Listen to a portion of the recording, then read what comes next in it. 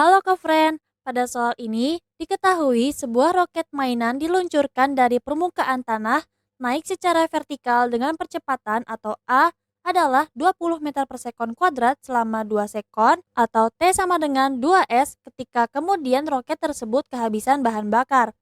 Kemudian, gesekan udara diabaikan dan G atau percepatan gravitasinya adalah 10 meter per sekon kuadrat. Yang ditanyakan pada soal adalah ketinggian yang dicapai roket atau dapat kita katakan sebagai H. Untuk menjawab soal ini, kita menggunakan konsep gerak lurus berubah beraturan atau GLBB, di mana pada GLBB biasa digunakan tiga rumus umum.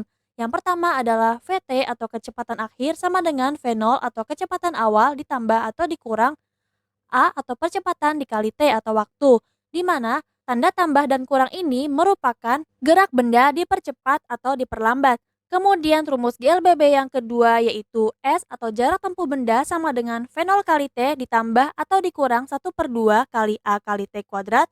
Dan rumus GLBB yang ketiga yaitu VT kuadrat sama dengan V0 kuadrat ditambah atau dikurang 2 kali A kali S. Pertama-tama kita akan mencari kecepatan akhir pesawat sebelum pesawat kehabisan bahan bakar. Dengan rumus pertama GLBB yaitu VT sama dengan V0 ditambah atau dikurang A kali T. Kita substitusi nilai sehingga VT sama dengan V0-nya adalah 0 meter per sekon ditambah 20 meter per sekon kuadrat dikali T-nya adalah 2 sekon. Maka kita dapatkan VT-nya adalah 40 meter per sekon. Selanjutnya, dengan menggunakan atau mensubstitusi nilai kecepatan roket sebelum kehabisan bahan bakar, kita dapat mencari ketinggian yang ditempuh roket selama roket belum kehabisan bahan bakar dengan menggunakan rumus kedua GLBB, yaitu S sama dengan V0 kali T ditambah atau dikurang 1/2 kali A kali T kuadrat. Kita substitusi nilai di mana S adalah H atau ketinggian. Di sini kita katakan H1 atau ketinggian roket sebelum kehabisan bahan bakar sama dengan 0 meter per sekon kuadrat dikali T adalah 0 ditambah 1/2 dikali 20 meter per sekon kuadrat dikali 2 sekon kuadrat. Kita lakukan perhitungan maka kita dapatkan H1-nya adalah 40 meter.